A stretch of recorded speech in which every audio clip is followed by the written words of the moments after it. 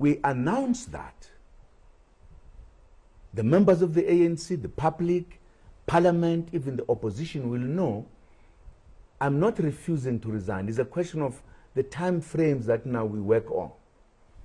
And I said, I would like that perhaps I should resign. People should know now that I should resign after June.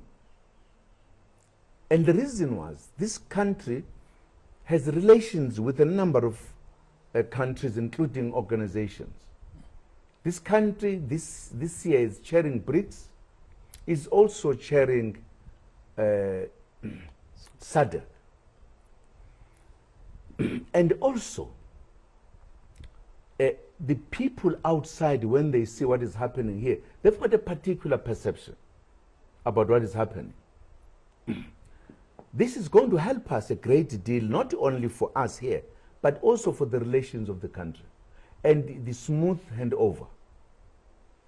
I think this time will give us time, firstly, to make people, to say there's certainty as to what is going to happen, but also we are going to have an opportunity to work together in front of people so that people could see that we are together and implement practically what we've been saying to people, that we are working for unity, to unite our members so that they work together during this period. And I would prefer that in some of the public gatherings, we appear together so that we show the country, we show the members of the ANC that indeed we are uniting, we are working together. We are making people who have had different views to work together. And whilst we do this, to help strengthen the ANC for the coming elections, then we should have a situation where, when the summit comes, the BRICS, I should therefore be in a position to introduce you to the other leaders, that this is a comrade who is taking after me. So to also remove the perception out there that Zuma is being elbowed out, etc., so that they will work with you, because some of them are my colleagues, some of them are my colleagues and friends. And that will be an important thing. I also feel I need, in the AU July summit, I must also introduce you, because the perception in the continent is also distorted. They think Zuma is being elbowed out because this thing that we are saying now has been said and is known. So that I am able to say, here is my colleagues, new president, I introduce you. And I said, for an example, when I was in Addis Ababa, one of the presidents told me that he met you in Davos, and he had said to you, don't remove Zuma before he finishes his time. And the president said, yes, I will tell you, because indeed he did say that. I think it was more than one president in Africa who met him and made those kind of remarks. Now, I understand BRICS Africa. I know exactly the thinking. In other words, as an ANC leader, I was saying we need to deal with these matters properly, internally in the ANC, as well as our relations out there. And the president agreed. He said, this is a good proposal. We agree with it. I think everything that we have said is fine. Let us take it as it is. In fact, at that point, the Secretary General joined us.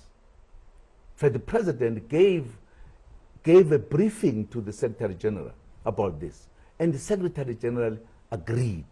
We all agreed. It was an agreement of three of us that this is the way to go. In fact, the president even said on this point of appearing together, so that people can see that we are working together, there is no animosity. that the Secretary General, as they organize, because they've been visiting traditional leaders, that in the next rounds, it must include the President of the state, so that even the traditional leaders who also been talking about this unity will see that indeed we are working together. So it was agreed. It was at that point that between the two, a proposal came from between the two, one of the two officials, to say, then let us postpone the NEC, given the fact that we have had these constructive discussions. Let us postpone it, and then we'll brief the NEC, because it's going to be meeting not long. Because this is now taking us in the direction I think we will succeed to do everything. There are many things we talked about there, about actually that this time, it's the time, so there is clarity, that this is going to bring clarity and certainty. And we parted ways. So there was an agreement as we talked. The following day, the president came to me to say, man, this matter is out there in the media, and it is being distorted the way it is being put, because people don't have information. Then he proposed to make a statement, which we agreed, so that he can clarify the issue. That was absolutely wonderful. We continued working. Then, as I was leaving Cape Town on a Thursday or so, Friday, then there was a proposal that, because we agreed, let us follow up to try now to deal with the package, put everything, because one of the things that we had agreed was that for people to see that we are working together and we are uniting the organization, some of the tasks that the President of the Republic is undertaking could be delegated to the Deputy President in government, visibly, including that the Deputy President could now more oftenly share the cabinet itself to show that we are working together. We were agreed, we were happy, we pronounced that we are happy, all of us. The Secretary General pronounced he was very happy when we parted. So then the next Sunday, both the President and the Secretary came again, and I was thinking we are continuing the discussion. We'll now be putting all the necessary elements. And they came in another mood, wherein they indicated that they reported this matter to the top six. Top six does not accept this. So that's where the problem began. Something that we had agreed, and we thought that this was the way. We thought, therefore, the broader leadership will be able to agree with this, because it was important that the president of the ANC and the state president must talk and agree and give leadership. I was convinced we are going to be giving leadership here, but they said they've got a pressure that they've never seen before from their colleagues, and they're not accepting this package. They do accept one element of it, that I agree to resign, not others. I told them I've got a problem with that, because I've presented a package. You can't dismantle it and take one part, because this one part is leaning to other parties. So it was a big debate. And finally, to say, can't we work out something else? I said, no. To me, this is what to do. And finally, I said, look, this matter must be discussed by the NEC. It can't end up with the officials. So go and present it to the NEC. There was even a point that in the process of the discussion within the officials, somebody had suggested perhaps we need something like 3 months. Even the 3 months was rejected. And it was clear to me that there is a problem here. So when, for an example, the NEC came up with a decision, it was not surprising. It was not surprising. But I couldn't get why this is become such an issue. In any way, that's what happened. But also I had complained about this matter being discussed in public, etc. But nevertheless, the NEC has a right and wisdom to deal with matters. So when the NEC met, they debated this. Again, in the middle of the night, the president and the chairperson came to say the debate is on. They were still meeting. It looks like those who do not want this package, they seem to be dominating. And they'd come to me to say, before they conclude, can I change and perhaps say something that could be more acceptable? And in the process, I said, I've got a difficulty, very big difficulty, because no one is telling me the package that I presented, which we had agreed on, nobody says that has been discussed. And people are saying it's not right, X, Y, Z. The only one issue is the issue of, do I agree to resign or not?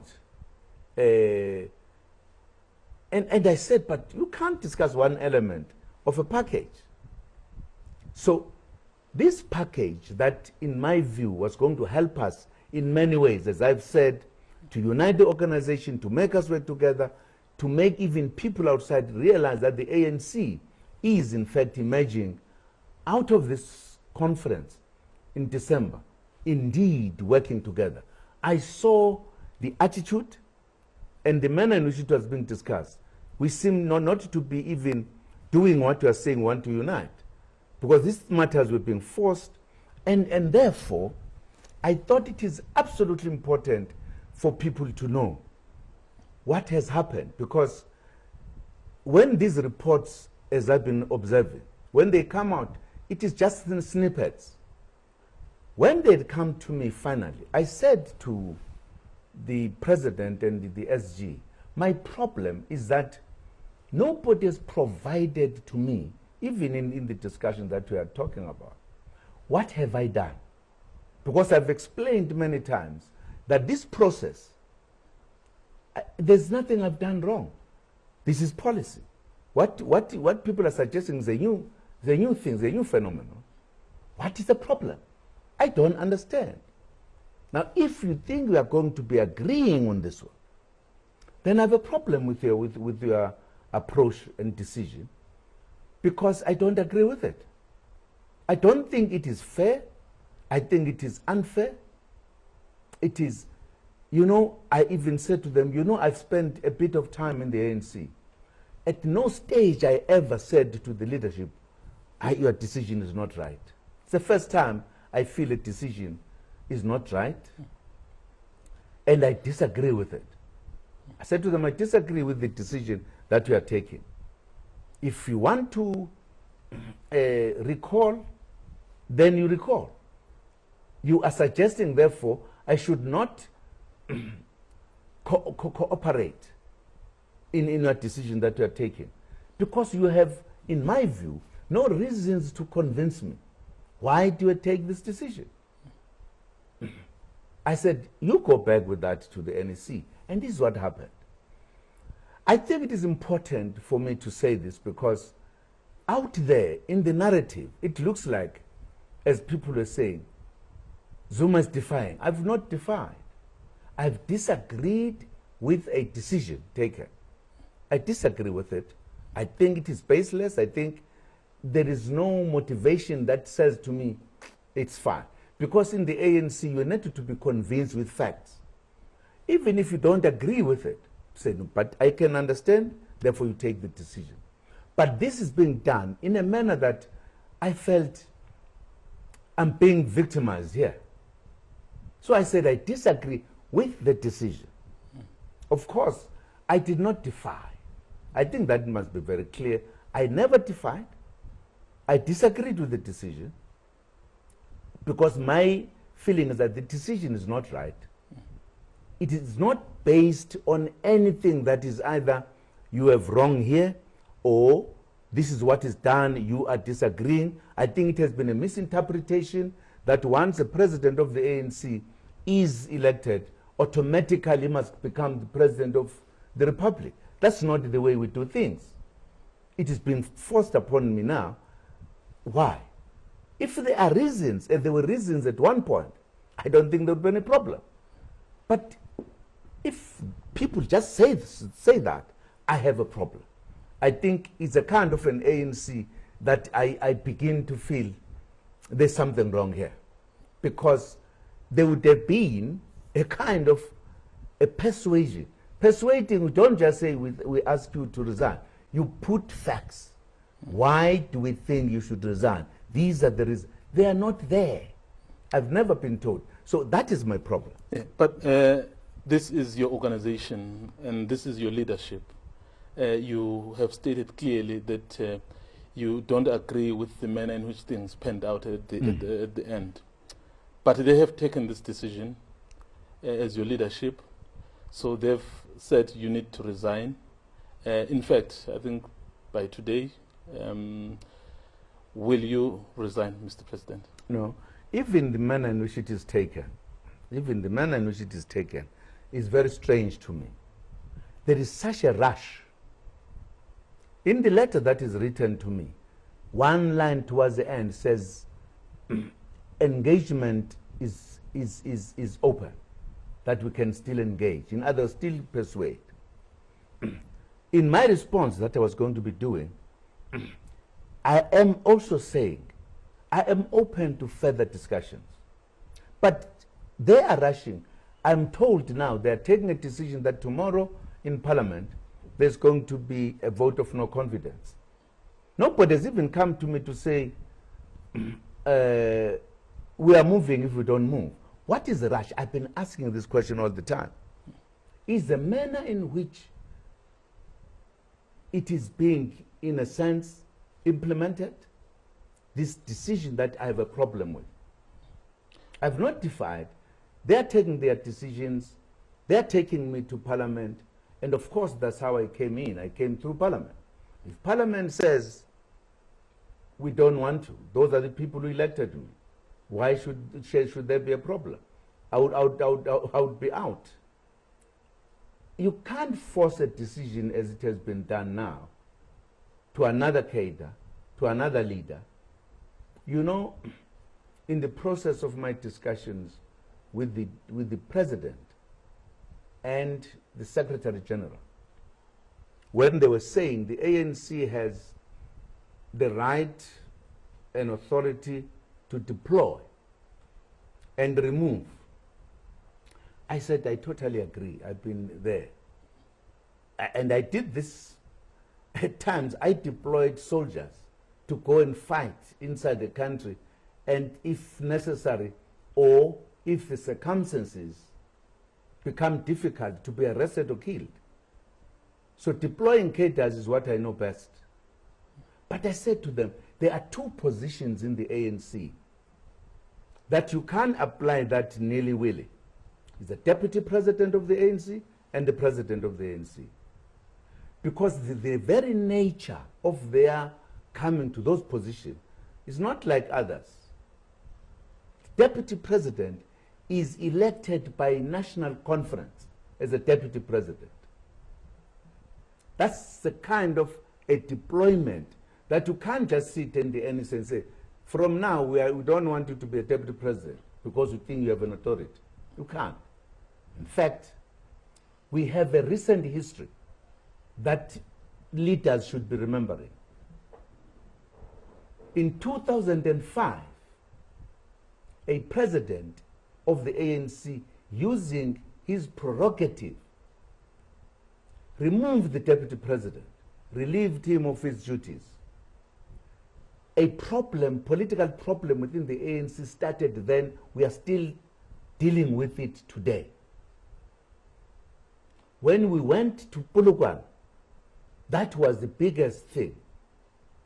For the first time, the membership said you can't do it, precisely because he's a deputy president. It's not just a member. So that right is not the right that you can exercise anyhow. The president of the ANC is elected by national conference. You can't just say, now move there, because he's the president. So that kind of authority has to be understood how it is applied. Shortly after this one of the deputy president I'm talking about, the NEC of that time took a decision using the authority to recall President Mbeki because it was not happy. That decision caused more problems for the ANC, not just a conflict. Some of the key members of the ANC left the ANC and formed an organization called COPE, because in the manner in which you remove the president is a very serious matter. So can't use those kind of things.